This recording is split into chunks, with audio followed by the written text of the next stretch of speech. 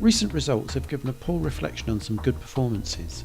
Even officials seem to be conspiring against the manager and team.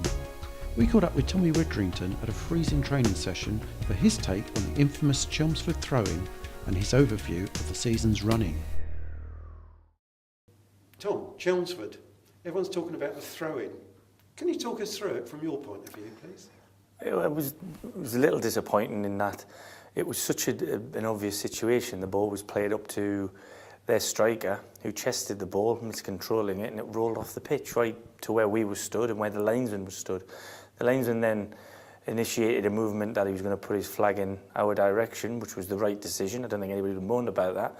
But one of their players just picked the ball up and threw it in, and the referee waved play on. For them to admit that to me after the game, that's the officials, was really, really, frustrating to say the least. But I still feel, even though the ball went on the pitch, they had an opportunity to bring the ball back. And, they talk about communicating and, being a team themselves as officials. And that's something that really needs to be looked at because, everybody watches football at all different levels. And the amount of times you see the referee initiating the linesman's decision, whilst I know they've got to try and be as one without talking that much, they need at some stages to actually say, right, let's stop and go back because we got that one wrong. But it's gone now. It's something that I'm not going to blame the officials for the fact that we lost the game, but they had a huge bearing in that, But my lads put in a great performance, and on another day we could have easily won the game. Yes, it seems like a case of points lost up at Chelmsford. And in fact, there's been a run of results that don't seem to reflect the performances on the pitch. Why do you think that is, Tom? I mean, ultimately, I think you have to say we haven't scored enough goals. But we've certainly had enough pressure, enough possession, created enough chances in a vast majority of the games this season in which we've taken no points from.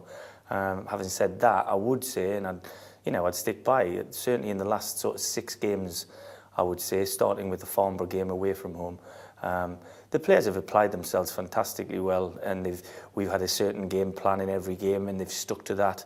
And more often than not, like you said, if we've won the game, then it's been no less than we've deserved, or no more than we've deserved, sorry. And if we've lost the game or drawn the game, which has been the case on a couple of occasions, then, we've just got to maintain our focus and say, right, we've got to go on to the next game and reproduce that. And we keep performing like that and we win more games than we lose. I firmly believe that.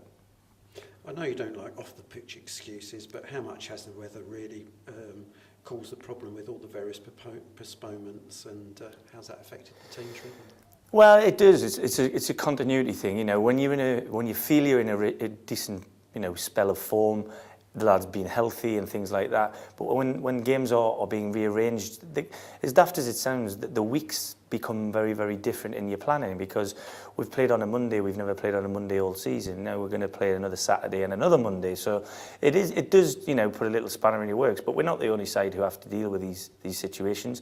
What I would say, I mean, in the time I've played football and been involved in the game, 25 years or whatever, I can't remember it snowing on the second to last day in March where we've just been training there and we had a little flurry of snow. So, maybe it's just the sign of things to come. The world's changing almost, but we've got to get used to it. But it means that the hectic running of 9 games in, 27 days is going to be very, very tough, which is, something we've got to look forward to.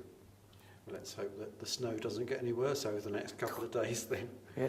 I know you said that this is a season for rebuilding rather than a position in the table, but the Borough seem to be in the wrong place just at the wrong time at the moment. How much is the Bromley game just another match for you now, or has it taken on more significance? Well, each and every game is big in significance. I mean, the thing is, it brings 3 points, so the availability to take 3 points. Where we're under no illusion we need to get some points on the board to ease everybody else's mind. We're very comfortable as a group of people on the footballing side of the club to know that if we continued at the rate that we have from the beginning of the season, we'll be more than fine. That said, you can't drive a car looking out the back windscreen. So, we'll be ultimately trying to get as many points as we can, as quickly as we can. As for the Bromley game, it's the next game. It's away from home. Some people will not give us a chance because we were away from home. Some people will say, well, because of where Bromley are in the league, you got a chance of beating them, whereas on Monday, Widdrington is the champions-elect. But it's each and every game. I think what this season has definitely shown, every single team in this league can beat every single other one. It doesn't matter who's going to win it or who's going to get relegated. On one given day, it's just about that result, and that's what we'll be focusing on. It does seem very tight this year. Overall, with the running, how worried are you by the teams that you've got to play, which, as you mentioned, includes Welling on Monday? I'm not worried about anybody. I'd like to think that they'll be as worried about us as we are concerned about them. You know, you have to play all 21 other teams twice, and we'll have seen everyone that we've got to play going forward already at least once this season, and we'll get eyes on them before we play them again. So there's no real concern for wanting the use of that word, but we'll take every game as it comes, and we'll look to try and win every game. If we can't win every game, we'll look trying to not lose that game. But what I can assure people is the effort and the desire that you're going to see from the team between now and the end of the season will be none less than 110%, which is what they're asked every week. Still a good spirit in the dressing room. Oh, fantastic. I mean, you know, I invite people to come down and watch us train. You know, I've got no issues at all. There was a good dozen people watched us this morning, Friday morning. And you can ask them, you know, I'm not dressing it up. At the end of the day, they come to work, these guys, and they come and they enjoy what they do. It's hard work, but I know they'll get the rewards in the end. And like you said, this season's all about making sure we establish ourselves in this division. Next season might be a different remit. Who knows? Mm-hmm. Well, we just discussed Bromley away tomorrow. What's the latest team news? Obviously, we lost Charlie Gorman on Monday evening to what looks like not as bad a strain as we thought, but he's got a hamstring problem and he's unlikely to feature over the weekend. We just have to see how we monitor him over the next few days and possible couple of weeks. Chris Shepherd is an inch and ever closer. It may well be that he makes one of the squads either Saturday or Monday. I don't think he could do 2 games in the 2 days after the period he's had off. Everybody else seemed to come through unscathed and has trained really well this morning.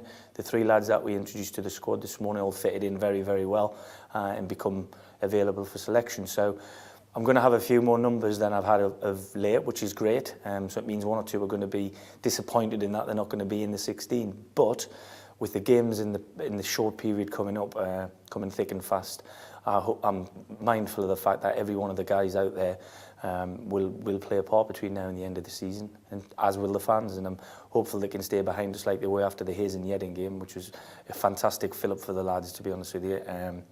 You know, everything will be fine.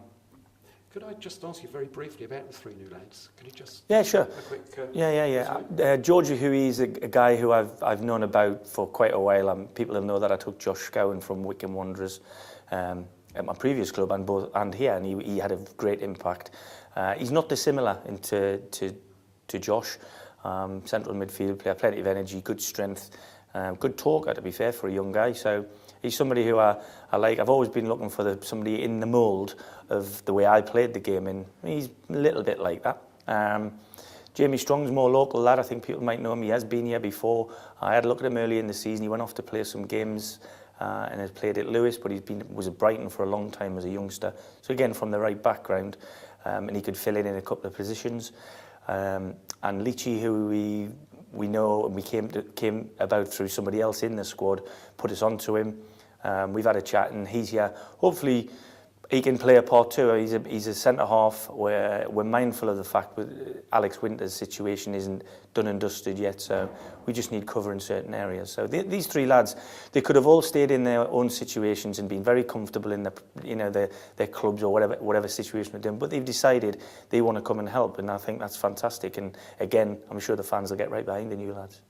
That sounds great. Wishing you all the best for the weekend and that big match on Monday and for the running. Yeah, I look forward to it. Thanks very much, Tom. Thank you very much. Good. Thank you. Cheers. Cheers.